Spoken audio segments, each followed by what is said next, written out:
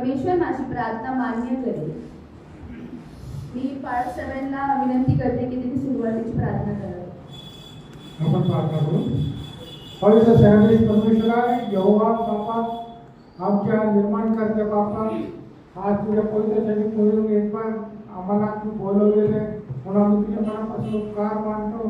तू सर्व काही जगात निर्माण केलेले पण निर्मिती तुझी काळजी करत नाही आणि ते आपल्या इच्छेप्रमाणे वागतात, परंतु तुझी इच्छा त्यांनी गौण केलेली आहे. आम्ही तुला विनंती करतो की आम्हाला तुझ्या इच्छेप्रमाणे चालवतो, त्याबद्दल आम्ही तुला धन्यवाद देतो. पवित्र आत्मा जर तू आम्हाला दिलेला तो आम्हाला या सर्व गोष्टीची आठवण करून देतो वेळोवेळी. यासाठी आम्ही परमेश्वर तुझ्यामध्ये रोवलेले असे वृक्ष असतो. परमेश्वर आमच्याकडे तू पहा आणि तुला विनंती करतो की आम्हाला तू अंतर देऊ नको, कारण का परमेश्वर तू आमचा वाटाडा आहे, तू आमचा एबिनेझर आहे. आणि आजची भक्ती तुला समर्पित करतो आणि आजच्या भक्तीमध्ये येशू ख्रिस्ताचं पवित्र रक्त आम्ही परमेश्वर लावतो. अशासाठी की सर्व प्रकारचे जे बाधा आहेत, जे काही परमेश्वर अडचणी आहेत, ते नासोरी येशूच्या नावाने निघून जाते आणि जे काही परमेश्वर तुझ्या भक्तांना त्रास होतो तो देखील नष्ट करून टाक, अशी विनंती आज तुझ्या पवित्र चरणी करतो. आजच्या भक्तीला सर्व प्रकारे दिशा देणारा तूच एक बाप आहे. सर्व प्रार्थना विनंती येशू ख्रिस्त आमचा प्रभू याच्याद्वारे मागतो म्हणतोय, आमेन. उभे असताना आपण उपासना संगीतातील गीत क्रमांक 109 गाऊया.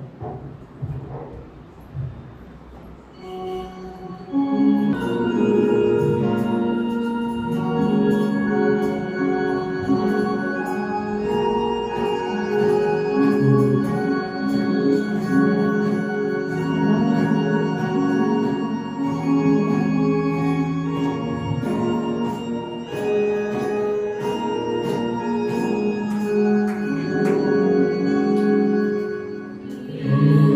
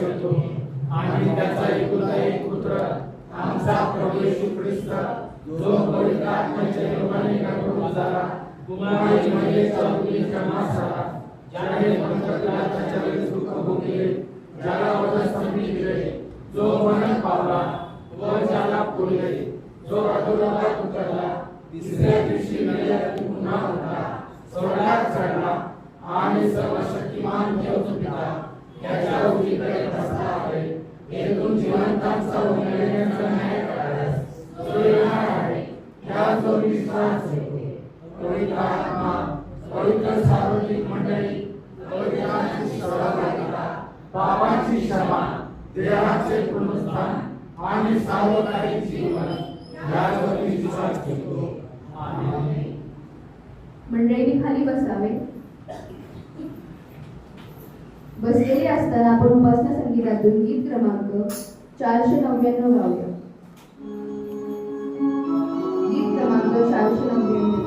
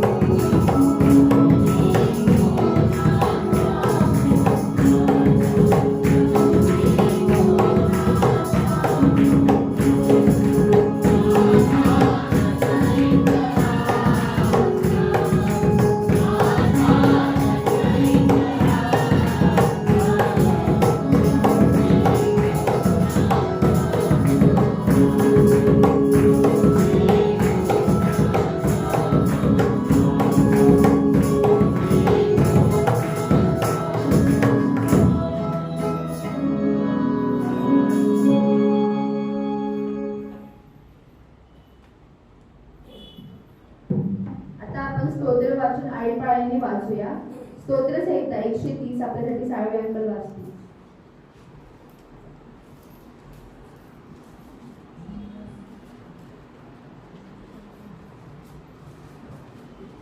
Praise the Lord.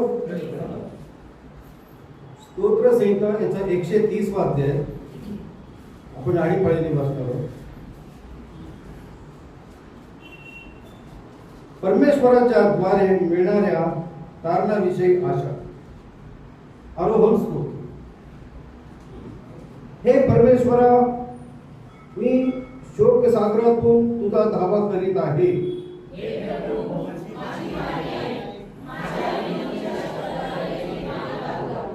हे परमेश्वर, तू अधर्म लक्षात आणशील तर हे प्रभू, तुझ्या पुढे कोण टिकाव धरील?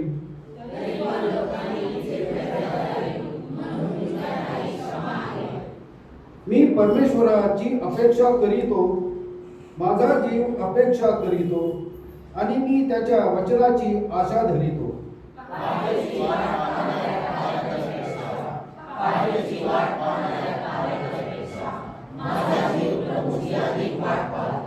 हे इस्रायला, परमेश्वराची आशा धर, कारण परमेश्वराच्या ठाई दया आहे, त्याच्या जवळ उद्धार विपुल आहे.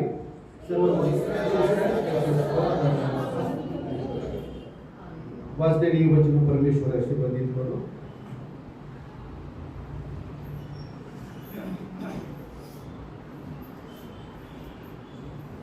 जुन्या करारातून यशायाचा 10वा अध्याय आपल्यासाठी शीतल सिस्टर वाचते.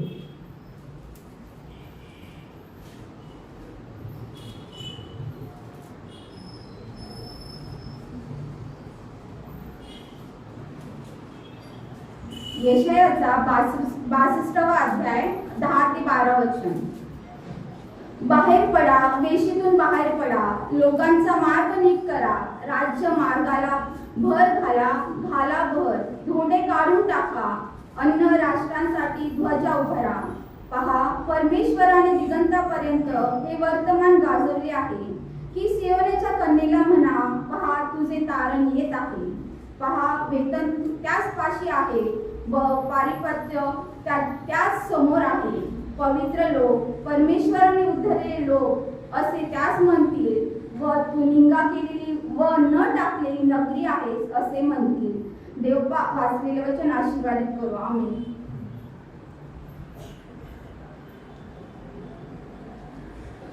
आता पत्रवाचन होईल. कोरिन्थीकरास पत्र याचा 5वा अध्याय 1 ते 5 आपल्यासाठी स्तुती सिस्टर वाचते.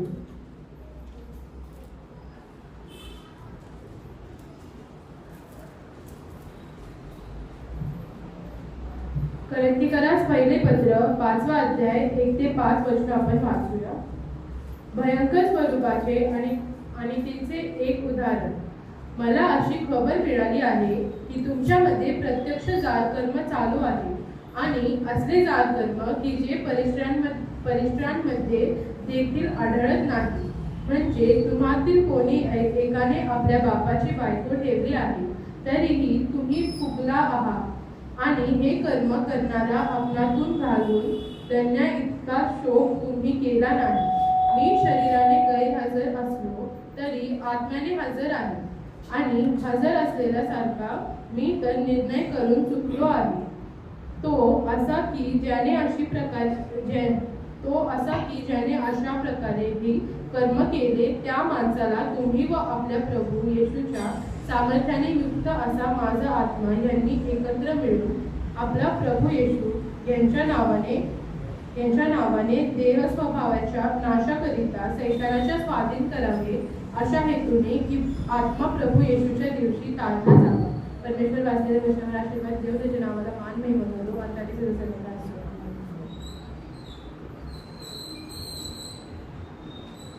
आता शुभवर्तमान वाचण्यात येईल. मंडळी उभी राहा.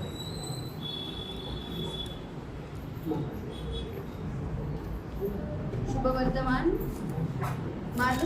शुभवर्तमान 5वा अध्याय 14 ते 20 वचन आपल्यासाठी पेजर सांगतो वाचतो.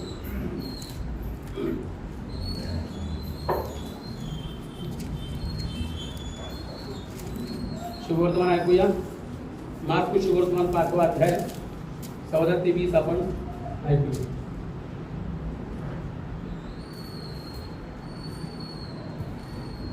डुकरे राखणारे पळाले व त्यांनी गावात व शेतमळ्यात हे वर्तमान सांगितले. तेव्हा काय झाले हे पाहावयास लोक आले. ते येशूजवळ आल्यावर भूतग्रस्त म्हणजे ज्यात सैन्य होते तो बसलेला व वस्त्र पांघरलेला शुद्धीवर आलेला त्यांच्या दृष्टीस पडला आणि त्यांना भीती वाटली. ज्यांनी ते पाहिले होते त्यांनी भूतग्रस्ताला काय झाले ते व डुकराविषयी हकीकत त्यांना सांगितले. तेव्हा आपण आमच्या प्रांतातून निघून जावे असे ते त्याला विनवू लागले. मग तो मचव्यात जात असता पूर्वी भूतग्रस्त असलेला माणूस त्याला विनंती करू लागला की मला आपल्याजवळ राहू द्या. परंतु त्याने त्याला येऊ दिले नाही. तर त्याला म्हटले, तू आपल्या स्वतःकडे जा. प्रभूने तुझ्यासाठी केवढी मोठी कामे केली व तुझ्यावर कशी दया केली हे त्यांना सांग. तेव्हा तो निघाला आणि येशूने जे कामे त्याच्यासाठी केली होती ती दकापलीस प्रांतात जाहीर करू लागला. तेव्हा सर्वांस आश्चर्य वाटले. देवावातली सर्व वचन आपण सर्वांची आशीर्वादाची करू. त्याच्या नावाला मान सन्मान करू आता व सदा सर्व काळ असो. आमेन. पिता पुत्र व पवित्र आत्मा याच गौरव असो. जसे प्रारंभ होते तसे आहे व युगांत सुद्धा होईल. आमेन. बस.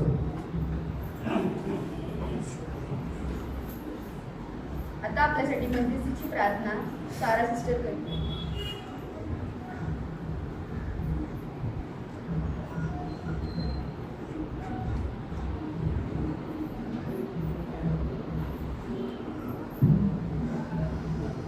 आपण प्रार्थना करूया. हालेलुया हालेलुया श्रीपा बाप्पा त्याच्या नावाला महान महिमा गौरव बाप्पा खरोखर काय सांगते रे माझ्या बाप्पा. आज तुम्हाला मध्यस्थीची प्रार्थना करण्याची संधी दिली रे माझ्या बाप्पा. बाप्पा आम्ही पापी आहोत रे माझ्या बाप्पा. आमच्या पापावर दया कर रे माझ्या बाप्पा. बाप्पा आमच्याकडनं जे काही नकळत झालेले पाप आहे रे माझ्या बाप्पा ते येशूच्या नावामध्ये आज सर्व जाऊन दे रे बाप्पा. बाप्पा आम्हाला ह्या जगीत गोष्टीमधनं काढ रे माझ्या बाप्पा. बाप्पा आम्ही ह्या जगीत गोष्टीमध्ये गुरफटले नाही रे माझ्या बाप्पा. तुझ्या मार्गामध्ये चालण्याची वागण्याची ज्ञान बुद्धी दे रे माझी बाप्पा. बाप्पा तूच येशू बाप्पा आमचा मार्ग आहे रे माझी बाप्पा. बाप्पा तू चमत्कार रे येशू बाप्पा आहे रे माझ्या बाप्पा. बाप्पा तू चमत्कार केले येशू बाप्पा. तू मेलेल्यातनं पुन्हा उठवलंयस रे माझ्या बाप्पा. बाप्पा आज जे कोण असायला रे माझ्या बाप्पा. बाप्पा तू त्या येशूच्या नावामध्ये आज उठवणार आहेस रे माझ्या बाप्पा. आणि तू उठवलंयस म्हणून तुझे खरोखर उपकार म्हणते रे माझ्या बाप्पा. बाप्पा आमच्या लाईफमध्ये जेवढे काही प्रॉब्लेम्स आहे येशू बाप्पा बाप्पा आज तू काढून टाक रे बाप्पा. बाप्पा तू बोललायस रे माझ्या बाप्पा मी माझ्या लेकराला अनाथ असे सोडणार नाही रे माझ्या बाप्पा. आणि तू आहेस रे माझ्या बाप्पा. तू आमच्या प्रत्येक लाईफच्या प्रॉब्लेम्समध्ये आलायस रे माझ्या बाप्पा. आमची तू मदत केली आहेस रे माझ्या बाप्पा म्हणून तुझे उपकार म्हणते रे माझ्या बाप्पा. आज येशू बाप्पा आज आमच्या लाईफमध्ये सगळे प्रॉब्लेम्स तू दूर केलेस रे माझ्या बाप्पा म्हणून तुझे उपकार म्हणते रे माझ्या बाप्पा. बाप्पा आज पायक्साहेब जे काही संदेश सांगणार आहे रे माझ्या बाप्पा. बाप्पा ते आम्हाला समजून दे रे माझ्या बाप्पा. त्याच्या मुखाद्वारे तू आमच्याशी बोल रे माझ्या बाप्पा. बाप्पा चर्चच्या मंदिराला तुझा आशीर्वाद राहून दे रे येशू बाप्पा. बाप्पा आम्ही जे काही तुझी स्तुती आणि आराधना करणार आहे रे माझ्या बाप्पा ते तू स्वर्गलोकी मान्य कर. ही छोटीशी प्रार्थना प्रभू येशू ख्रिस्त ह्याच्या नावाने मागते म्हणून तूच ऐक.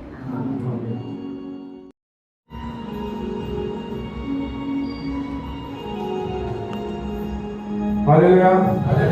Praise the Lord. आमेन. आपण प्रार्थना करू. हे प्रभू आज तुझं वचन आमच्या अंतःकरणामध्ये खोलवर रुजावं यासाठी तू पवित्र आत्म्याचं जलसिंचन आमच्या अंतःकरणात कर अशी प्रार्थना करतो. आमचं लक्ष फक्त प्रभू येशू ख्रिस्ताकडेच असू दे अशी विनंती आज तुझ्यापर्यंत चर्चा करतो. प्रार्थना आमचा तारणारा उद्धारक प्रभू येशू ख्रिस्त याच्याच नावाने ही विनंती केली आहे म्हणून तू ऐकली द्या. आमेन. आज आपण सगळे इथे एकत्र आलेलो आहोत. आज शब्बात दिवस आहे. अचानक आज प्रभू येशू ख्रिस्त इथे आला तर किती जण सापडतील त्याला विश्वासात हा प्रश्न आहे. आमेन. आहे विश्वासाने पाहिजे तुम्हाला की मी जाणार प्रभू बरोबर उचलला जाणार. परंतु जर आपण असेच बसलो तर म्हणजे आपला विश्वास नाहीये. स्वतःवरती विश्वास नाहीये आणि प्रभूच्या वचनावरती विश्वास नाहीये आणि आपण त्या दिवशी रॅप्चरच्या दिवशी वर खेचले जाऊ त्याच्यावर अजिबातच नाहीये विश्वास. तर असं नको, आपल्याला ठामपणे विश्वास पाहिजे. कारण काही बेसिक डॉक्ट्रिन्स आहेत, सिद्धांत आहेत चर्चचे, की हे प्रभू येशू ख्रिस्त येणार आहे आणि हे चर्चने नव्हे तर त्याच्या प्रेषितांनी आणि बायबलमध्ये सांगितलेले पवित्र आत्म्याने की तो पुन्हा येणार आहे. येशू ख्रिस्त आणि दूताने देखील सांगितले, जसं मी चाललेलो आहे पुन्हा येणार आहे, तुमच्यासाठी जागा तयार करून येणार आहे. अशीच माहिती आपल्याला पवित्र शास्त्रामध्ये दिलेली आहे.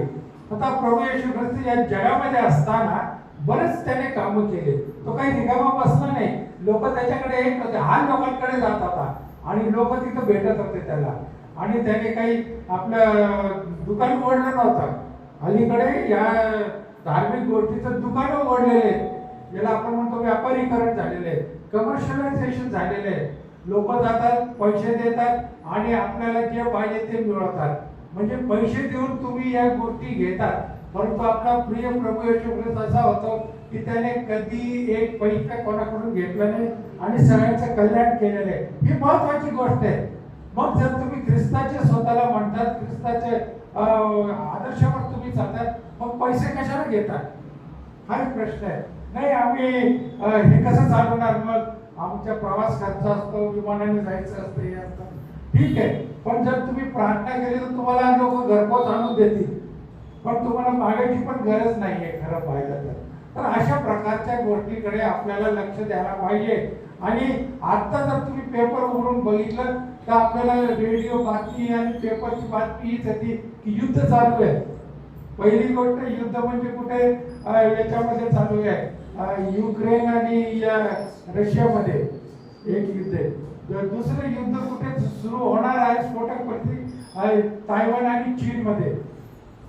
तिसरं स्फोटक परिस्थिती कुठे झालेली निर्माण मध्य पूर्वमध्ये, मिडल ईस्ट मध्ये ज्याला आपण म्हणतो, तिथं अरब आणि इस्रायल यांचे कॉन्फ्लिक्ट होणार आहे. इस्रायल आता इराण म्हणतो की तो इस्रायल माझ्यावर हल्ला करणार आहे. असे 4 ठिकाणी सुरू झालेले. एका ठिकाणी पेट घेतला तर सगळीकडे ते वाद पेटतच जाते आणि भडका उडत जातो. आणि अशा प्रकारे सर्व राष्ट्रात इथं तुम्ही बघा कुठे चीनच्या बाबतीत, तर चीन काय करतो, ते छोटंसं बेट आहे तायवान, तर ते स्वतःला मागत आहे कारण का त्याच्यातनं ते बाहेर पडलेले होते. चीनचे लोक काय झाले होते, चीनचे पुढारी होते ते कम्युनिस्टाकडे वळले. आणि त्याच वेळेस चिंग काय शेक हा जो होता त्यांचा दुसरा पुढारी, तो म्हटलं नाही आम्हाला सगळे काय पाहिजे, डेमोक्रॅटिक पाहिजे, लोकतंत्र पाहिजे. आणि म्हणून 1949 साली तो त्या बेटाकडे पळून गेला त्याच्या लोकांसोबत आणि आज ते मोठे राष्ट्र झालेले. सॉफ्टवेअर बनवण्यात त्यांचा क्रमांक आहे तायवानचा. मेड इन तायवान तुम्ही बघाल बऱ्याच ठिकाणी. आणि छोटेसे बेटे खूप उत्पन्न आहे त्यांचं. तर अशा प्रकारे या गोष्टी आहे.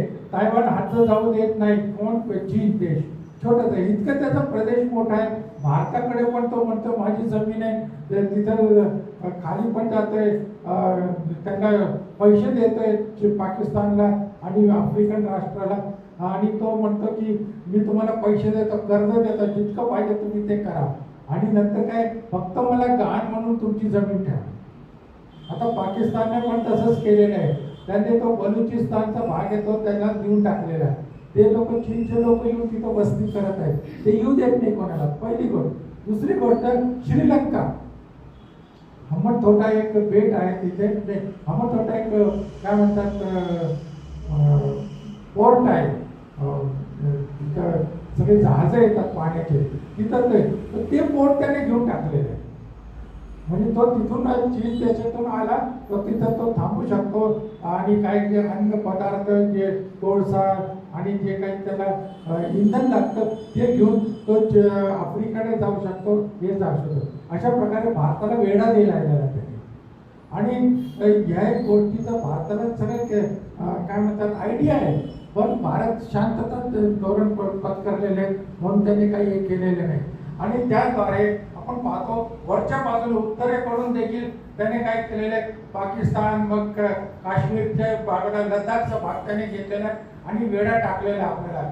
आणि त्याला तो म्हणतो की स्ट्रीट ऑफ पर्ल्स, मोत्यांचा माळ, मोत्यांचा हार, असं त्याने हे सांगितलं. त्या जनरल गोष्टी मी सांगतोय. असं असं समजू नका की आपण फक्त जुनाकरण नव्याकरणमध्येच आपण अडकून बसतो, परंतु त्यावेळेस जे काही सांगितलं होतं प्रेषितांच्या द्वारे, संदेष्टांच्या द्वारे, प्रभू येशू परमेश्वराने, येशू ख्रिस्ताने आणि यहोवा बापाने, संदेष्टाने लोकांना की शेवटच्या दिवसात काय परिस्थिती होणार आहे ती आज अनुभवायला येत आहे, आपल्याला आपल्या अवतीभोवती होत आहे. आपण त्याच्याकडे दुर्लक्ष करू शकत नाही, ही महत्वाची गोष्ट आहे. तर त्या काळामध्ये ज्या गोष्टी होत होत्या त्या म्हणजे स्थानिक पातळीवरती होत होते.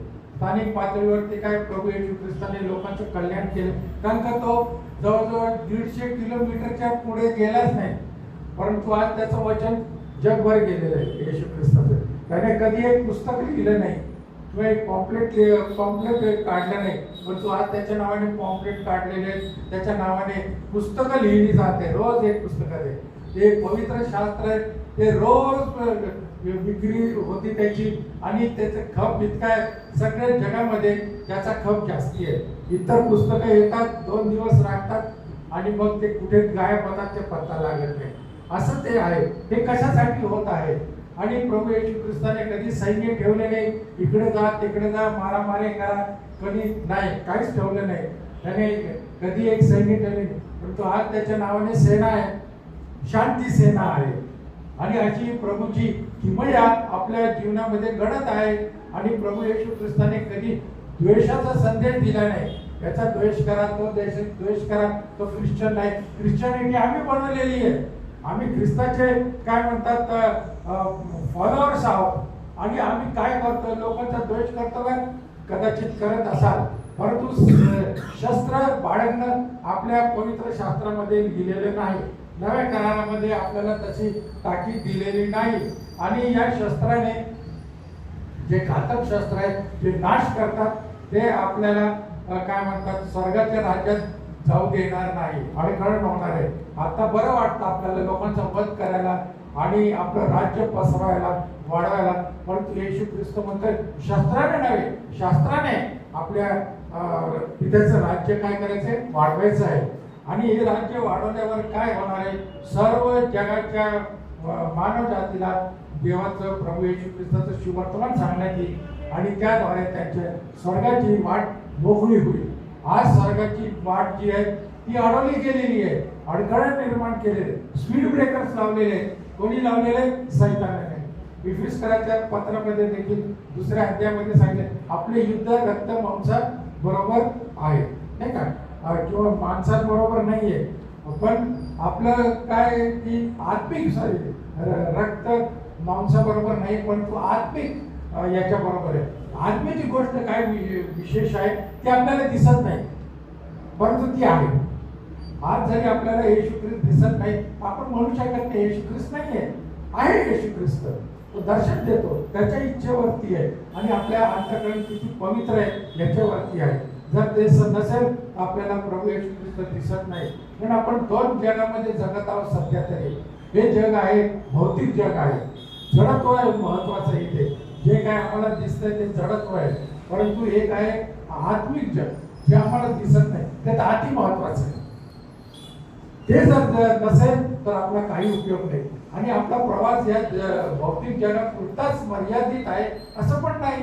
आपल्याला त्या आत्मिक जगामध्ये प्रवेश करायचा आहे आणि त्या जगामध्ये आपल्याला सार्वकालिक जीवन आहे आणि ते देखील जीवन मिळवण्याकरता येशू ख्रिस्ताच्या द्वारे आपल्याला मिळतं, इतर कोणाच्या द्वारे मिळत नाही, मिळू शकत नाही. कारण का तुम्ही त्या जगामध्ये जगाल आयुष्यभर, परंतु नरकात सुद्धा तसंच आहे. तिथे नरकामध्ये जगत राहतो मनुष्य, परंतु मरत नाही, कारण का एकदाच मरण आहे. म्हणून आपल्याला सांगितलेले या जगात जिवंत असताना तुम्ही काय करा, स्वर्गाच्या राज्याची तरतूद करा. म्हणजे मेल्यावरती किंवा या जगाचा प्रवास संपल्यावरती आपल्याला प्रभू येशू ख्रिस्ताच्या आज्ञेद्वारे किंवा त्याच्या सामर्थ्याच्या द्वारे दुसरं जे जग आहे त्याच्यामध्ये आपल्याला प्रवेश मिळेल. ही गोष्ट फार महत्वाची आहे. आपण त्याच्याकडे पाहतच नाही, आपण म्हणतो हे जग आहे सगळं. त्यामुळे काय होते, बरेच जण या आत्मिक जगाला न शोधता ते आपल्या आत्म्याचा नाश करून घेत आहे. ही गोष्ट मी तुम्हाला सांगत आहे. म्हणून प्रथम त्याच्या राज्याची काय करा तुम्ही शोध घ्या, बाकीच्या गोष्टी तुम्हाला देण्यात येतील. परंतु आपला वेळ सगळं भौतिक जगामध्ये चाललेला आहे. हे घे ते घे, देवाला आपण वेळच देत नाही आणि त्याद्वारे काय होतं की आपण परमेश्वराकडून दूर दूर जातो आणि दूर गेल्यावरती काय होतं आपला जो संबंध आहे परमेश्वराबरोबर तो तुटतो. तुम्ही तो पिक्चर पाहिला असेल एक तुझे केली आहे नाही का, त्यांचं किती प्रेम असतं. परंतु ते त्याच्या आई वडील काय म्हणतात यांना वेगळं ठेवा 1 वर्ष, पत्र व्यवहार नाही काही नाही त्या त्याच्यात. आणि त्यामुळे काय होईल की त्यांच्यामध्ये दुरावा निर्माण होईल, त्यांच्यामध्ये काय आकर्षण जे होतं ते नाहीच होणार आणि आमच्या इच्छेप्रमाणे आम्ही दुसरीकडे लग्न लावतो. ही प्रत्यक्षात घडलेली गोष्ट आहे नाही का. तर असं लोक करत आहेत. परंतु आपल्याला काय करायचंय, परमेश्वराच्या कडून परवानगी घेऊन परमेश्वराचा विचार काय आहे, योजना काय आहे आपल्या जीवनाबद्दल ते ओळखून परमेश्वराला शरण जायला पाहिजे. म्हणून नम्रता फार महत्वाची गोष्ट आहे. आधी नम्रता मग मान्यता असं म्हटलेलं आहे आणि ती नम्रतासाठी आपल्याला आता तयार व्हायला पाहिजे. किती वर्ष घेणार तुम्ही नम्र होण्यासाठी?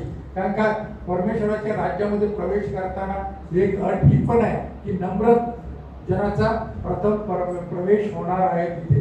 तर अशा प्रकारे या गोष्टी जर आपण ह्याच्या गोष्टीकडे विश्वास किंवा विचार केला नाही नम्रतेची आणि प्रभूकडे जाण्याचा, तर आपल्याला अनेक अडचणी येतील. आपल्याला अनेक काय म्हणतात जे सैतानाचे दूत आहे, लुसिफरचे दूत आहे, ते पकडून टाकतील आत्मे. इथे जगामध्ये बरेचसे आत्मे फिरत आहे, दुरात्मे फिरत आहे. एक काय म्हणतात दारूचा फिरत आहे, एक पैशाचा फिरत आहे, एक काय म्हणतात द्वेषाचा फिरत आहे, रागाचा फिरत आहे, क्रोधाचा फिरत आहे, खून करण्याचा फिरत आहे आणि काय म्हणतात ज्याला आपण हवेचा फिरत आहे. अनेक प्रकारचे जे वाईट गोष्टी आहेत त्यांचे आत्मे आहेत ते फिरत आहे या जगामध्ये. आणि जर आपल्याकडून कुठे कसूर झाली तर ते आपल्यामध्ये प्रवेश करतात आणि माणसाला काय होतं अचानक तीव्र इच्छा होती की आपण दारू घ्यायची. हा फार भयानक सैतानाचा आत्मा आहे जो मनुष्याच्या शरीरामध्ये घुसतो आणि मग हे तुम्हाला ओळखायचे काही अवघड नाहीये. दारुडे लोक लगेच तुम्हाला दिसून येतात नाही का, ते कधी सरळ चालत नाही, ते इकडे तिकडे चालतात. साप पण तसा चालतो आणि त्या प्रकारे ते काय होतात की त्यांचे जे जीवन आहे ते प्रभूपासून काय होतं वंचित केले जातात. तंबाखू खैनी काय काय प्रकारे नाही का याच्या जगामध्ये निर्माण केले, तोंडामध्ये ते काय करतात आणि मग पुढे मग काय जीव आणि जड होते आणि शब्द बाहेर पडत नाही, हे जाड होतं, कॅन्सर होतं. इथे तुम्ही बघितलं असेल मग ते ट्यूबने इथून असे त्यांना अन्न पुरवावं लागतं, ते पण पाण्या किंवा द्रव्य स्वरूपात त्यांना पुरावं लागतं. आपले महामंत्री काय म्हणतात शरद पवारजी, त्यांचं देखील तो झालेलं ऑपरेशन झालेलं आहे, श्रीमंत आहे, त्यांनी ते ऑपरेशन करून घेतलेलं आहे. कुठून आणणार पैसे? कर्ज काढणार नाही, कर्ज काढायचं नाही. मुलांच्या पैशा पगारावरती मला ऑपरेशन करून घ्यायचं नाही. ही वेळ का आली? का? कारण का मी तंबाखू खात होतो, गुटखा खात होतो, काय काय नाही खाल्ले मी आणि ते गिळत होतो. इतकं तीव्र असतं ते, झडझड होती आणि तेच आम्हाला आवडायचं. मला समजत नाही हे असं काय केलेलं आहे. लुसिफरने या गोष्टी बनवलेल्या आहे की एकदा तुम्ही त्याच्या तावडीत सापडला की बाहेर पडू शकत नाही आणि त्याद्वारे तुमचा पूर्णपणे नाश होतो. दारुडा म्हणतो की आज मी शेवटची दारू पितो, आता उद्यापासून पिणार नाही. आणि दुसऱ्या दिवशी आपण बघितलं 6 वाजता 7 वाजता बरोबर तो अड्ड्यावरतीच गुत्त्यावरती जातो आणि तू असं बोलत आता कायच बोललो होतो आजचं नाही. अशा प्रकारे त्याच्यामध्ये गुरफटला जातो आणि त्याच्यातून बाहेर पडता येत नाही. अभिमन्यू तुम्हाला माहित आहे नाही का महाभारतामध्ये, तो आत गेला होता चक्रव्यूह मध्ये, त्याला आत जायचं माहित होतं, बाहेर कसं पडायचं ते माहित नव्हतं. त्यांचा अभिमन्यू होऊन जातो सगळ्यांचा आणि ह्या प्रकारे आपला नाश आपणच करून घेतो. लोकांना कशाला हे करायचंय? दारुडे लोक याच्याकडून भीक माग, त्याच्याकडून भीक माग, मी उद्या तुला पैसे देणार नाही तुम्हाला, हे गोष्टी तुम्हाला माहित आहे.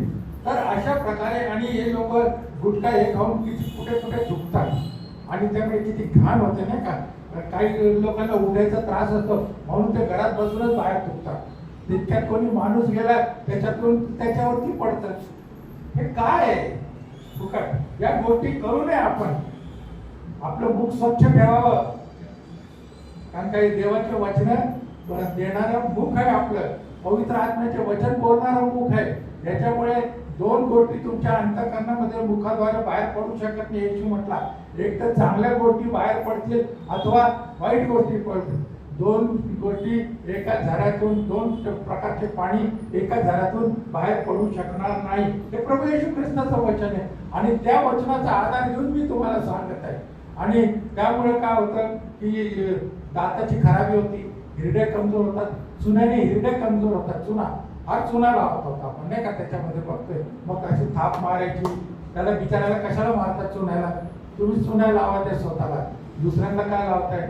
आणि मग त्याने हिरड्या कमजोर, एक जी ट्यूबलाईट असते ती पडायला लागते आणि शेवटी ट्यूबलाईटच राहत नाही, करावं लागतं. तर अशा या गोष्टी कशाला आल्या? अचानक नाही आल्या. तुम्ही 30 वर्षापासून 20 वर्षापासून हे गुटखा हे सगळं तंबाखू जन्य पदार्थ खात होता, त्यामुळे ते आलेले आहेत. आणि त्याच्यामुळे काय होतं की तंबाखू आणि या गुटख्यामुळे काय होतं, पोटाचे आतड्याचा अल्सर होऊ शकतो. म्हणजे ते रोग कधीच बरे होत नाही. त्याला मग ऑपरेशनच एक उपाय आहे. मग ते कापतात, इतकी लांब असते ते कापतात आणि मग ते परत जोडून शिवून टाकतात. म्हणजे तुमचे आतडे किंवा पोट आहे ते काय होतात, अर्ध होऊन जातं जवळजवळ. आणि त्यामुळे तुम्हाला 2 घास खाल्ले की पोट भरतं, जास्ती खाल्ले की पोट फुटत नाही, पण ते पसरतं. जसं तुमचे फुगा असतो ना, तो काय फुटत नाही एकदम, तो तुम्ही ज्या थोडं फुगाला तो फुगतो, बस त्याची मर्यादा आहे. तसंच पोटाची पण मर्यादा आहे. आणि अशा प्रकारे पोट आपले लहान असतं, परंतु आपण त्याच्यामध्ये जर भर टाकली तर ते ॲकोमोडेट करायला पसरतं. ही एक गोष्ट आहे. तर या गोष्टीशी तुम्ही हे करू नका. आणि त्या पोटाच्या आणि याच्याद्वारे जे द्रव्य शोषले जातात, सत्व शोषले जातात अन्नामधून, ते तुमच्या शरीराला उपयोगी पडतात. विटॅमिन तुमचे काय साखर आहे ते सगळं त्याच्यातनं येतात आणि तुमच्या शरीराला पोषण करतात. पण जर तेच निकामी झाले तर तुमचे शरीर कसं पोषण पावेल? नाही पावणार. अशक्त होत जातो मनुष्य. कारण का ते त्याला 2 ग्लास पाणी लागायचं, ते आता अर्धा ग्लास पण पाणी मिळत नाही त्याला. म्हणून त्याला काय होतं की पोषण न मिळाले आतड्या देखील ते सुकू लागतात पाण्याची, त्याला डिहायड्रेशन म्हणतं. आणि ते डिहायड्रेशनमुळे काय झालेलं आहे की लोकांचे आतड्या हे होतात, सुकू लागतात, जीवनात रस राहत नाही, काही कामामध्ये रस राहत नाही, थकून जातो मनुष्य. आणि त्या प्रकारे आपल्याला ह्या जीवनामधून काहीच होत नाही. आणि गुटखा खातात आणि तेच दारू पिऊन तेच बघत राहतात, शून्याकडे बघत राहतात. त्या कशाची वाट बघतात मला पण माहीत नाही. आणि त्यात ते सिगरेट एक असतं. सिगरेट पिणं पण चांगलं नाही आहे. सिगरेट पिणं म्हणजे तो धूर असतो, त्याच्यात कार्बन मोनॉक्साईड असतो, कार्बन डायऑक्साईड असतो, ते आपल्या ह्याच्यामध्ये जातात, त्या फुफ्फुसामध्ये जातात. आणि त्याचं जे हे असतात काय म्हणतात कण असतात ते काळे असतात. आणि ते तिथं जे फुफ्फुसाचे जे कोश असतात तिथे जाऊन बसतात आणि तुम्हाला श्वासोश्वास घेता येत नाही, दम लागतो. आणि तो दम लागल्यामुळे काय होतं की तुम्हाला ऑक्सिजन मिळत नाही आणि मग तुम्ही हा हा हा करतात आणि शेवटी मग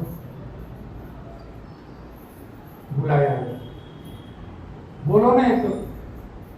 सगळं म्हणतात बरे होते, काय झाले, कर्म काय बरे असणारच तुम्ही, पण काय तुम्ही ह्या गोष्टीचे नादी लागला, त्यामुळे काय झालेले तुम्हाला कॉल लेटर आलेलं लगेच. तर अशा गोष्टी करू नये. आणि वेळच्या वेळी काही लोक असतात 80-90 वर्षाचे असतात, ते गुटखा सगळे खात असतात काही वर्ष, तरी ते जगतात. मग लोक त्यांचं उदाहरण आहे, तो कसा जगतो? आता त्याच्या बॉडीला तू विचार बाबा काय जगतोय तू? तुझी बॉडी आता हात वर करून बसलेली, काय करणार आम्ही? दरवेळेस तुला हॉस्पिटलमध्ये न्या, हे करा, ICU मध्ये सेवा, UC बघा, ICU बघा, EC बघा, काही बघा, त्रासच आहे एक प्रकारचा श्वासोश्वास घ्यायचं. तर या सर्व गोष्टीला तुम्हाला तोंड द्यावं लागेल. म्हणून या गोष्टी न केलेल्या परवडल्या. कशाला त्या भानगडीत पडवायचं? ज्या गावाला जायचं नाही त्या गावाचं तिकीटच कशाला काढायचं असं मला म्हणायचं. तर अशा वेळेस काय झालेलं आहे की आपला प्रभू येशू ख्रिस्त सर्वांची काळजी घेत हा जात होता खेडोपाडीमुळे गल्लीबोळातून जात होता. चालू आहे का? नाहीये, नाही. आणि तो जात असताना लोक त्याच्यावर तुटून पडायचे, कशासाठी? मारण्यासाठी नाही, की त्याच्या वस्त्राचा स्पर्श व्हावा आणि त्याला आरोग्य प्राप्त व्हावं. आणि अशा प्रकारे त्या ख्रिस्ताकडून आरोग्य प्राप्त करून घ्यायचे. कोणी आपल्या समस्या त्याला सांगायच्या, कोणी सांगायचं की मला कुष्ठरोग आहे, आणि सांगितले तरी आत्म्याने त्यांना येशूला सांगायचे, आणि येशू त्यांना म्हणजे ते एकदम बरे होऊन जायचे. असा हा प्रभू येशू ख्रिस्त होता. सगळ्यांचं भलं केलंय, त्याने कधी कोणाचं वाईट केलं नाही. तुम्हाला एक गोष्ट दाखवून द्या, पवित्र शास्त्रामध्ये येशू ख्रिस्ताने त्याचं वाईट केलं कोणाच नाही. त्या तरुण पुरुषाने मार्गदर्शकावर लिहिलेले की तो सगळं पाळत होता, मोशेचे नियम पाळत होता, हे पाळत होता, यहुदी नियम पाळत होता.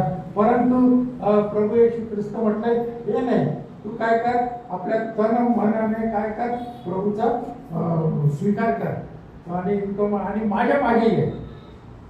पण तो तरुण काय निराश झाला आणि निघून गेला. प्रभू येशू ख्रिस्तासमोरून तो निराश होऊन निघून गेला. अरे येशूकडे आल्यावर कोण निराश होतंय? कोणीच होत नाही. पण तू हे एकुलते एक उदाहरण होतं की ते बेने निघून गेलं, कारण का तो श्रीमंत होता गेलेला. म्हणजे श्रीमंत आणि पैसा आणि तारण अवघड गोष्टी आहेत. हे नम्र झाल्याशिवाय कधीही देवाच्या राज्यात येऊ शकणार नाही. ही एक गोष्ट मला सांगायची होती.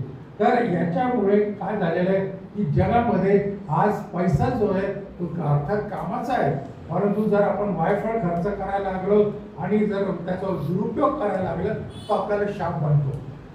म्हणून पैशाला पैशाचाच आदर द्या, त्याला देव करू नका.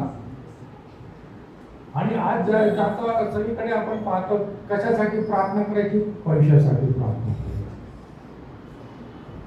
आणि जर पैसे मिळाले ते प्रार्थना करून ते देव चांगलं आहे, लई चांगलं आहे बाबा, घरासाठी प्रार्थना ठीक आहे, तर तुम्ही करा, तुमची गरज आहे. आपल्या देवाकडे आपण जातो नुसतं मला हे दे मला ते, अरे आपण काय देतोय हा विचार करायला पाहिजे. म्हणजे आपला प्रभू परमेश्वर हा काय नुसता देणारा नाहीये. प्रभूला काय पाहिजे? नम्र आणि भग्न अंतःकरण. तो तुच्छ मानित नाही असं पवित्र शास्त्रात लिहिलेलं आहे. तर ते अंतःकरण आपण दुरुस्त केलं का? मग प्रभू येशू म्हणतात मागा, तुम्हाला जे पाहिजे ते मागा. आणि तुम्ही मागण्याच्या अगोदरच पित्याला ठाऊक आहे की तुम्हाला कुठल्या गोष्टीची विशेष गरज आहे. त्या लेवलला आपल्याला जायचंय, पण ती लेवल आपल्याकडून अजून गाठली गेलेली नसेल कदाचित. पण आज तो दिवस आहे, ती लेवल पातळी गाठण्यासाठी तुम्ही प्रयत्न करा. अचानक तुम्हाला मिळू शकत नाही, प्रयत्न करावा लागतात. तुम्हाला कुठली गोष्ट जोपर्यंत तुम्ही हँडल करत नाही तोपर्यंत सायकल म्हणा, स्कूटर म्हणा, आणि जर तुम्ही पहिल्यांदा चालवत असाल तर भिंती दिसतच नाही का? आणि जेव्हा धाड करून आवाज येतो तेव्हा करता भिंतीला धडकलो का? गाडीचं चाक फिरत असतं पण गाडी पुढे जात नाही, आणि आपल्या पॅन्टवरती इकडे तिकडे त्याचे डाग लागतात चिखलाचे. तर अशा प्रकारे आपल्याला सावध राहायला पाहिजे. मग हा प्रभू येशू ख्रिस्त एक दिवस 2000 वर्षापूर्वी गणेशर या गावी गेला, आणि ते गालिल समुद्राच्या पलीकडे होतं. ते म्हणजे यार्देन्याच्या पूर्वेकडे ते होतं. आणि तिथे काय होतं, विदेशी लोकांची जास्त दाट वस्ती होती. आणि ते लोक कोण होते? हेलेनिया लोक असायचे, आणि दुसऱ्या जाती जमातीचे असे अरबी असे लोक होते. त्यांच्यामध्ये तो गेला, तिथं सुवार्ता सांगितलं. पण तो एंट्री केल्यावरती तिथे काय झालं, एक कब्रस्तान होतं. आणि तिथून एक मनुष्य धावत आला त्याच्याकडे, येशूकडे. कसा होता तो? उघडा होता, वास येत होता, केस वाढलेले होते, नख वाढलेले होते, आणि कोणी त्याच्या जवळ येत नव्हतं. आणि तो कुठे राहायचा? कबरेमध्ये राहायचा. पत्ता काय त्याचा होता? कब्रस्तान, कबर नंबर ही इथं असायचा, पडून असायचा. आणि त्याचे मित्र मंडळी कोण असायची? मुर्दे, बडे. तू कसा आला, तू काय केलं, ते ते त्यांचं चालत असेल, मनाशी बोलत होता. असा हा मनुष्य प्रभू येशू जवळ आला. पण प्रभू येशू ख्रिस्त म्हटलं की तिथंच थांब, नको येऊ बाबा, वास मारित होतो. तो आला आणि त्याने प्रभू जवळ उभा राहून तो काय बोलला, तू मला वेळेच्या अगोदर त्रास झाले इथे का आलेला. तो बोलला नाही, मुख त्याचं होतं, पण तू बोलणारे का होते, ते दुरात्मे होते.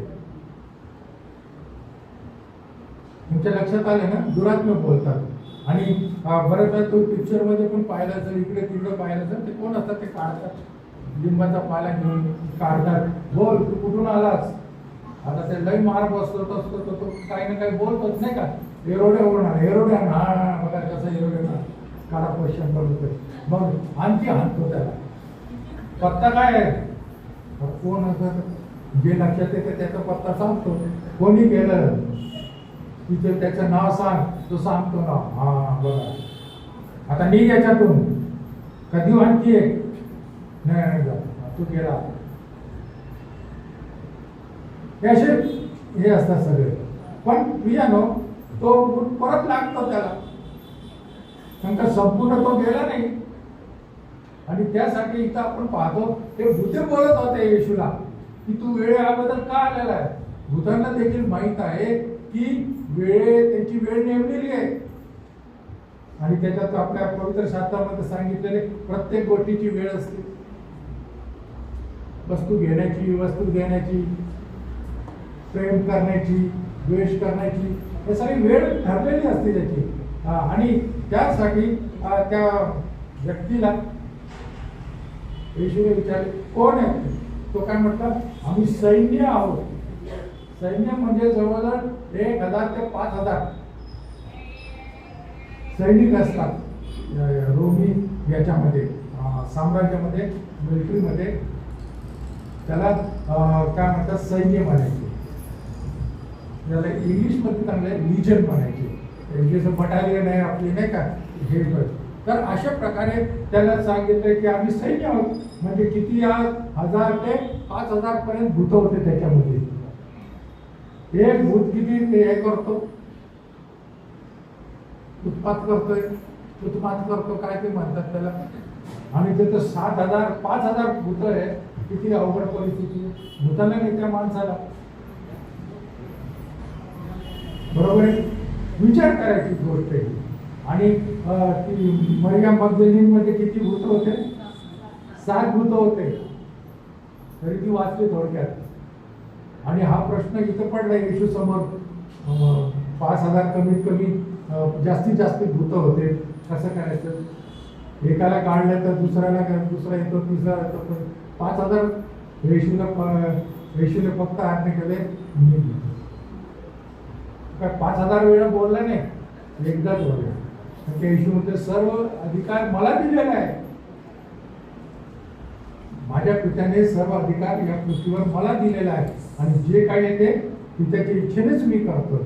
आणि मग प्रभू येशू ख्रिस्ताने काय केले, त्या भूतांना निघून जायला सांगितलंय. पण ते भूत पण हुशार होते. आम्हाला अधोलोकात नरकात घालू नको बोलले की नाही ते. म्हणजे भूत सुद्धा नरकाला घाबरतात, अधोलोकात घाबरतात. ते त्यांना पण आपल्यासारखं जीवन जगायची इच्छा आहे फार, पण काही करू शकत नाही. घालू नको. मग कुठे जात, ते डुकराचं कडक तिथं आहे, तिथं आम्हाला सोडून दिलं प्रभू येशू ख्रिस्ताने. आणि ते डुकरं काय झाले, सैरावेळा पडू लागले वेड्यासारखे. कोणी इकडे पडते, कोणी तिकडे टक्कर होती, हे होतं. का होतं, कारण का ते भूते शिरले, पावर शिरली त्यांच्यामध्ये. आणि ती पावर कुठे घेऊन जाते, तिथे ते डुकरं जायचे. तर अशा, आणि ते एरियामध्ये डुकरं का पाळणारे का होते, कारण का ते हेलेनी लोक होते, ते दाट वस्ती होती. रोमीचे काही लोक होते आणि बाकी इतर देशाचे यहुदी लोक कमी होते तिथे. म्हणून ते डुकराचं तिथे व्यवसाय होता, डुकर पालन. तर वराह पालन ज्याला आपण म्हणतो. आणि त्या प्रकारे काय झालेले, ते पडले आणि धावत गेले. कुठे गेले ते, पडले आणि मेले ते. भरून पाण्याने भरून ते नेले. आणि इतक्यात बातमी कुठे गेली? त्यांच्या मालकाकडे गेली. त्यांच्या मालकाने ऑफिस बंद केले, लगेच धावत आले. कोण येतो? येशू ख्रिस्त. मग त्या मालकाने सगळं चर्चा केली स्वतःची, काय करायचं. आणि येशू ख्रिस्ताला काय म्हटले? तू सोडून जा, आम्हाला सोडून द्या, आम्हाला व्यवसाय करू दे, आम्हाला पैसा कमवू दे. आमच्या उत्पन्नाचं साधन तू पाण्यात बुडवून टाकले. त्यांना सुवार्ता नको होती, त्यांना येशू नको होता, त्यांना काय पाहिजे होतं? पैसा प्रिय होता. आणि येशू ख्रिस्ताने काही जबरदस्ती केली नाही. ठीक आहे, त्याने पाठ फिरवली. आपल्या जीवनामध्ये देखील प्रभू येशू ख्रिस्ताने पाठ फिरवू नये.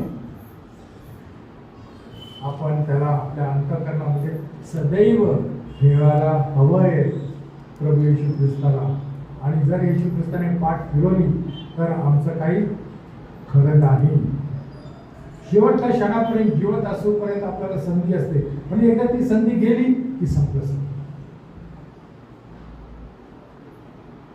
आणि इथं आपण पाहतो 3 प्रकारच्या प्रार्थना केलेल्या होत्या. एक पहिली प्रार्थना ही होती किंवा विनंती होती आपण म्हणून, आणि प्रभू येशू ख्रिस्ताने ती मान्य केली. ओके, विरोध केला नाही प्रभू येशू ख्रिस्ताने. दुसरी जी होती त्या यांची होती, दुरात्म्याची होती. काय? आम्हाला नरकात टाकू नको, तर आम्हाला तिथे दुखण्याचा कळप आहे तिथे जाऊ दे, त्यांच्यात जाऊ दे. येशू ख्रिस्ताने ती देखील मान्य केली. म्हणजे दुरात्मे, दुष्ट आत्मे देखील प्रार्थना करतात. त्यांना भय वाटतो, त्यांचा शेवट जरी ठरलेला आहे पण ते काहीच करू शकत नाही. आता शेवट जो निर्णय आहे त्याच्यावर ते बोळा फिरू शकत नाही. त्यांना जावंच लागणार आहे नरकामध्ये, परंतु त्यांची वेळ अजून आलेली नाही आणि ते वेळेची वाट बघतात. पण वेळेआधी प्रभू येशू ख्रिस्त आला होता. दुरात्म्यांना चान्स नाही दिलेला, पण आपल्याला प्रभू येशू ख्रिस्ताने जीवनपणी चान्स दिलेला आहे. बोला, पण आपण जर एकदा जग सोडलं तर आपल्याला चान्स नाही. हे लक्षात ठेवा. मी परत सांगतोय. काही लोक म्हणतात मेल्यावर आपण बघू, प्रार्थना करून तारण होईल. आता काय करायचं आहे? आता जग एन्जॉय करा जगाचं सगळं गोष्टी. नाही प्रियानो, चुकीची गोष्ट आहे. आणि त्या जर तुम्हाला त्याची माहिती पाहिजे तर तुम्हाला आधी मरावं लागेल, मेल्यानंतर परत जिवंत व्हावं लागेल. आम्हाला सांगायला की ते तिथं तसं नका करू, आताच करून टाका. पण प्रभू येशू ख्रिस्त काय सर्वज्ञ आहे. एकाच वेळी तो अनेक ठिकाणी असतो. आणि म्हणून प्रभू येशू ख्रिस्त हा देव जो आहे तो सर्व गोष्टी पाहतो, बघतो. स्वर्गातून त्याला दिसतात, कारण काही सामर्थ्य आहे. तर असं 2 प्रार्थना प्रभूला करण्यात आले होते. एक दुरात्म्याने केली होती आणि एक त्या जे काही मालक होते त्या कळपाचे त्यांनी केली होती. आणि दोन्ही प्रार्थना प्रभू येशू ख्रिस्ताने काय केले? मान्य केल्या. बरोबर आहे. आता तिसरी प्रार्थना होती. तिसरी प्रार्थना त्या भूतग्रस्ताची होती की मला पण तुझ्या सोबत घेऊ दे.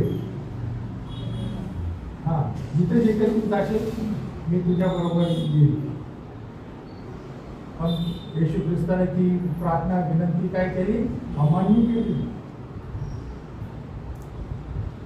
कारण तू आपल्या स्वकीयांकडे जा आणि परमेश्वराने तुझ्यासाठी काय मोठी कृत्य केलेली आहे ती लोकांना जाऊन सांग, काही सांग, साक्ष दे. आणि ते लोक आहे ज्यांना खरा देव माहीत नाही त्या लोकांना तू साक्ष देऊन सांग आणि ते माझ्याकडे वळतील.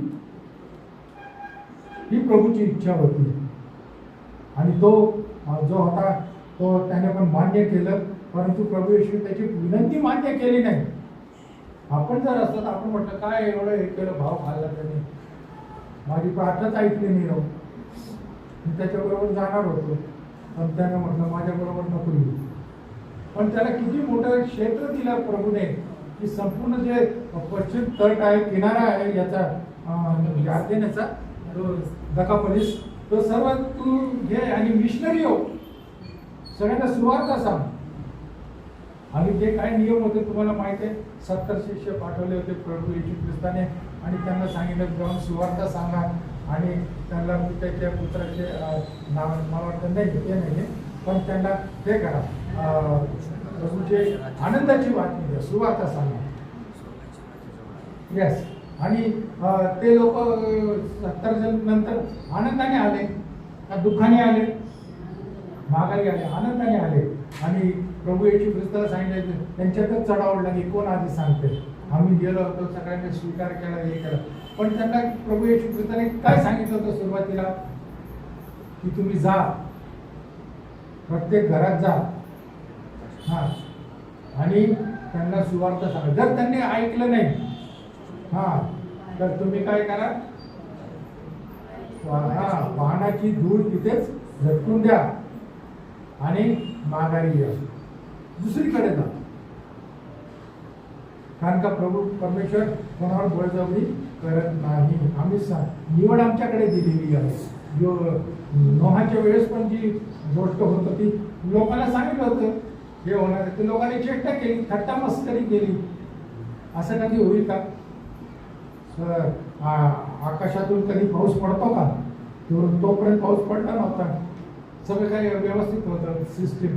परंतु आता सिस्टम बिघडलेली आहे, मनुष्य पेरतो तरी काय उगवत नाही, दुष्काळ आहे, पाण्याची कमतरता आहे. पाणी तर अत्यंत गरजेचं आहे, महत्वाचं आहे. म्हणजे उपग्रह सोडतात चंद्राकडे, इकडे मंगळाकडे, ते पहिले शोध कशाचा घेतात? पाण्याचा.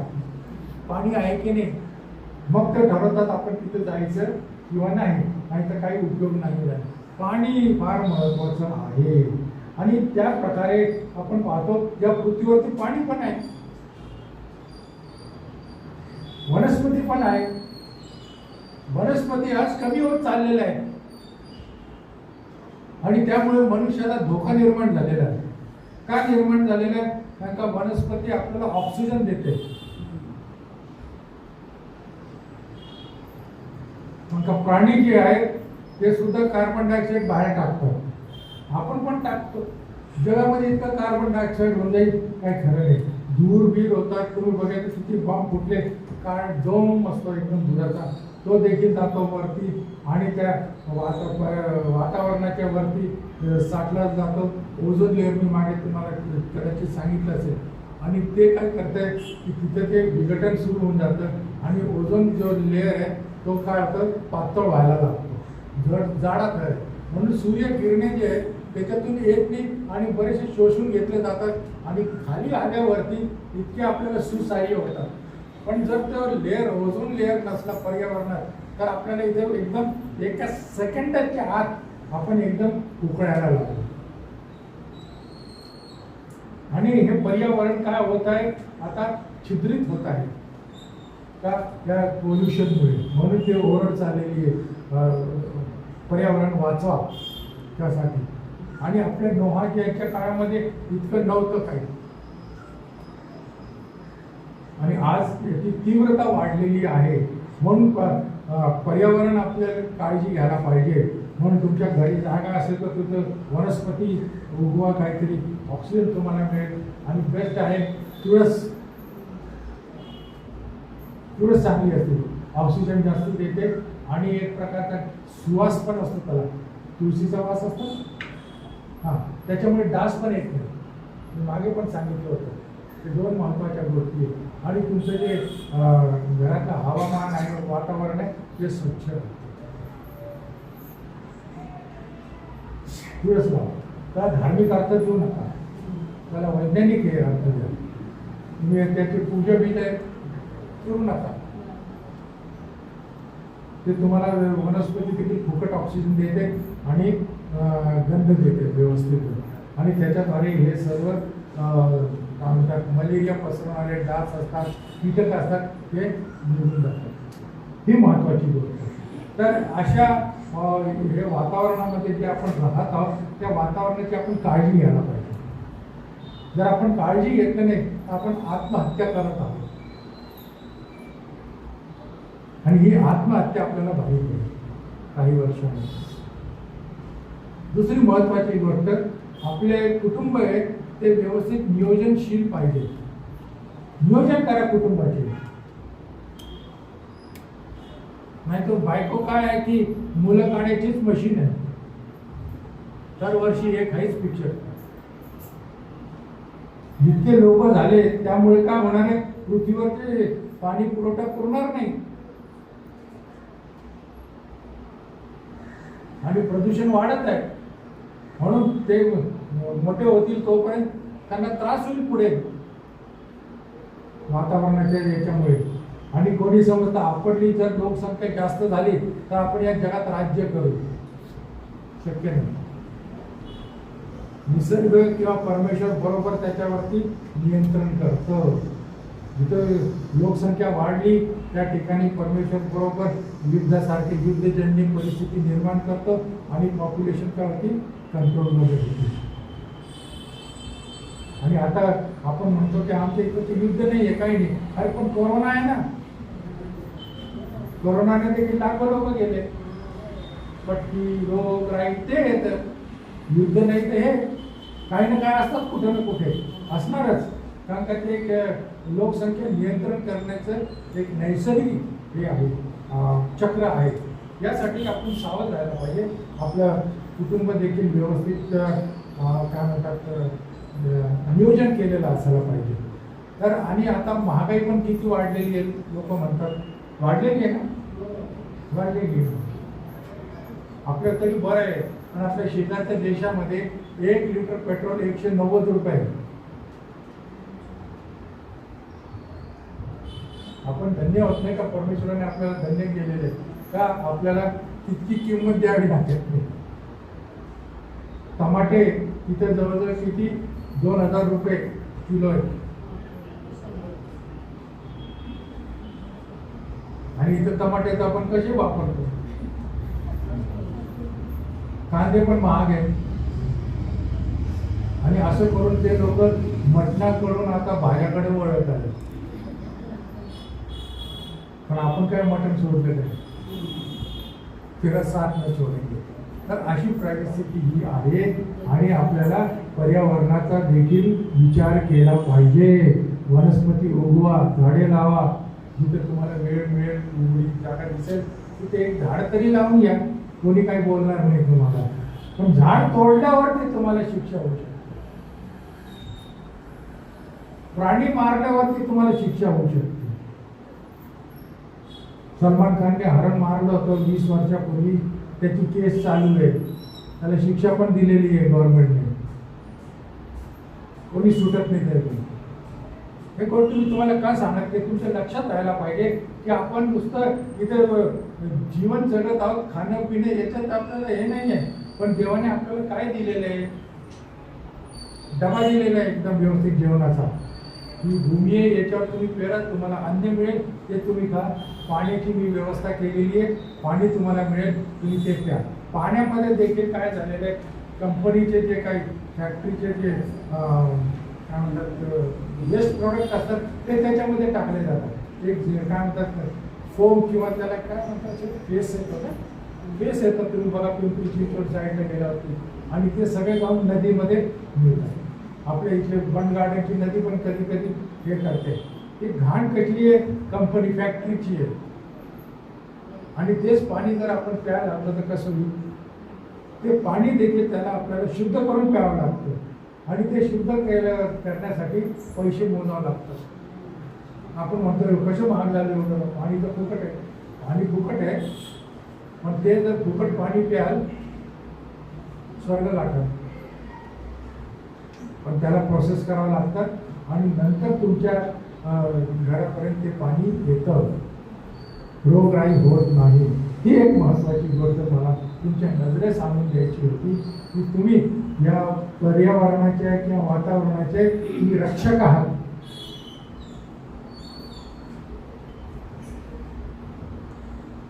आणि ती रक्षा तुम्हाला करायची आहे. आपल्या भावा बहिणींची पण करायची आहे, आपल्या समाजाची करायची आहे, आपल्या देशाची करायची आहे आणि आपल्या सोबतचं जे वातावरण आहे, पर्यावरण आहे त्याची देखील करायची. वृक्ष कधी तोडू नका, काही हे करू नका.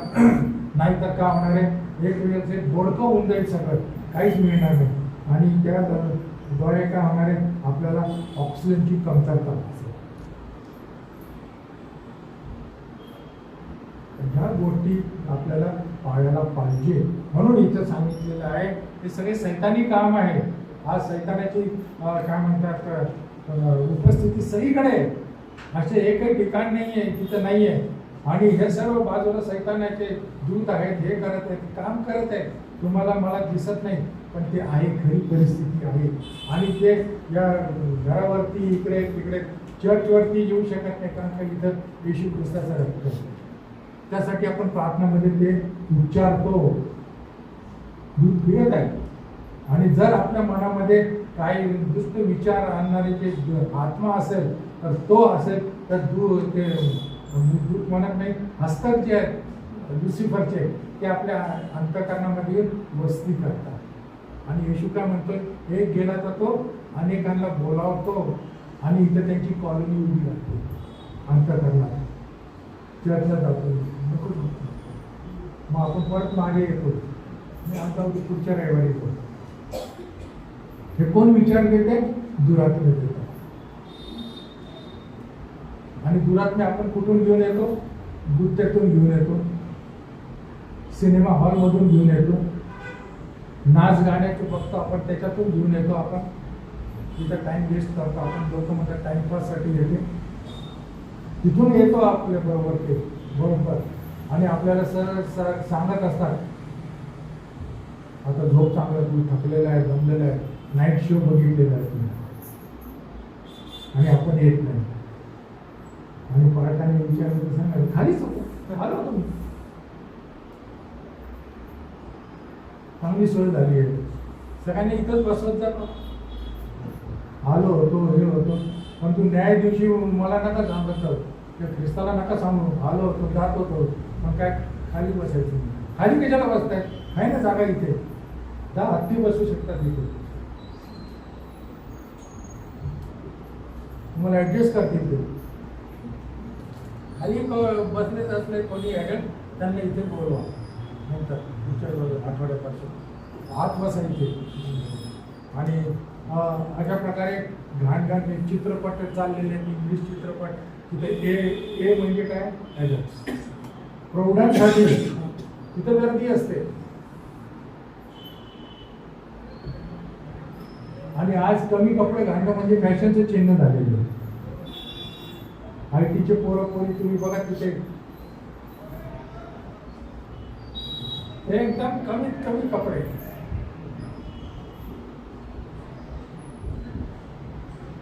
$80 सेंटीमीटर मध्ये पॅन्ट होऊन जाते त्या पोरीची. दिलचस्पद आहे का तुम्हाला अटॅक करायचं?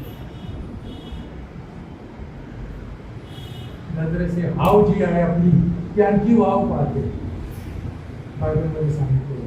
आणि आपल्याकडून दुष्कर्म होऊ शकतो. म्हणून प्रभू परमेश्वर आपण म्हणतो तू माझ्या पुढे चल.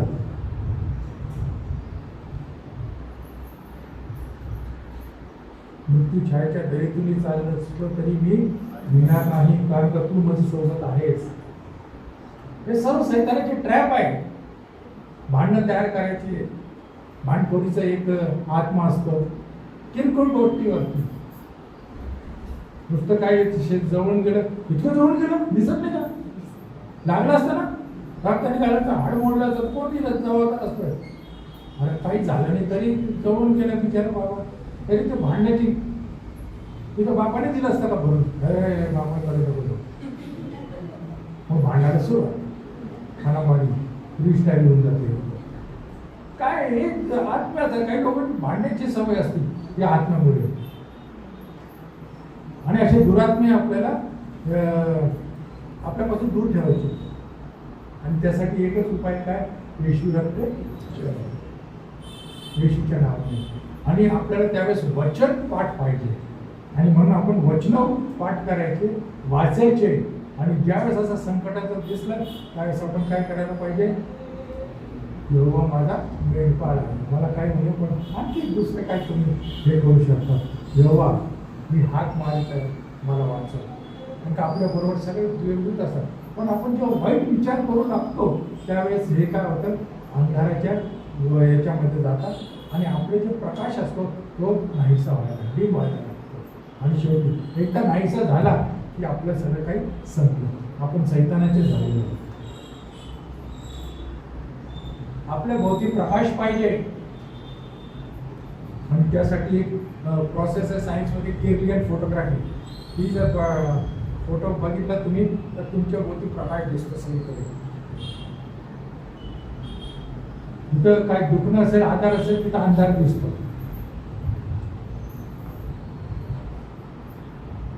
म्हणजे इथं काहीतरी गडबड आहे. पण जर सैतानाचे असेल तर आपल्या सगळ्या अंधारच असतो, प्रकाश नसतो. आणि आपण गाणं राहतो, आम्ही चालू प्रकाशात प्रकाशात. कसलं चालत्या प्रकाशात? अंधारात बुडालेला असतो. आपला जीव काय प्रकाशाचा प्रकाश दिले. म्हणून आज मला तुम्हाला हे सांगायचं आहे की आपण सावध राहायला पाहिजे, जागरूक राहायला पाहिजे की माझ्या बरोबर प्रकाश चालत आहे का अंधार चालत आहे. अंधार असेल तर नरकाची काय म्हणतात तो बुकिंग सेफ आहे, एकदम तुम्हाला जागा मिळून जाते. परंतु जर आपण प्रकाशात चालत असणार आपली स्वर्गाची बुकिंग चालू पक्की आहे. तुम्ही ठरवा, आजच दिवस आहे, आजच तारणाचा दिवस आहे. आज जर तुम्ही त्याची वाणी ऐकाल तर किती बरे होईल. आणि आजपासून आपलं जीवनक्रम बदलून टाका. आपण बदलून टाकूया, मी सुद्धा त्याच्यात.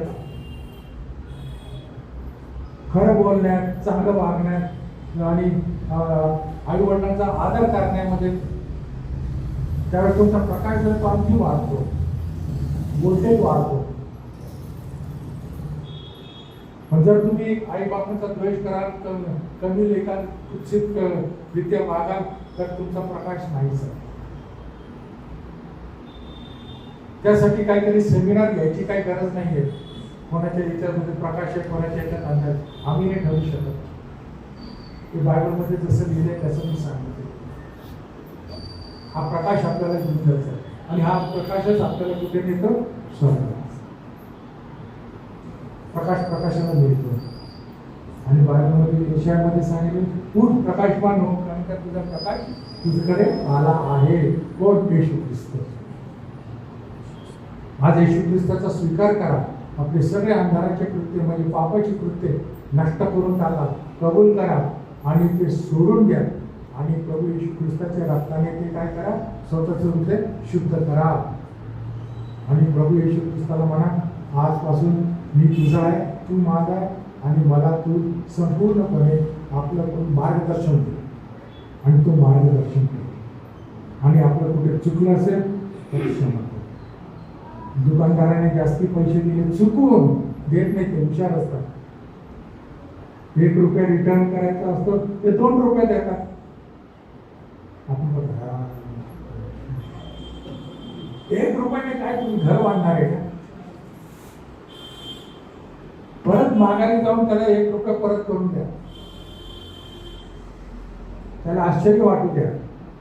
तो काय बोलणार नाही, पण त्याच्या मनामध्ये ती रुगरुग लागेल. हे कोण वेगळ्या जातीचे लोक आले, ₹1 परत केला.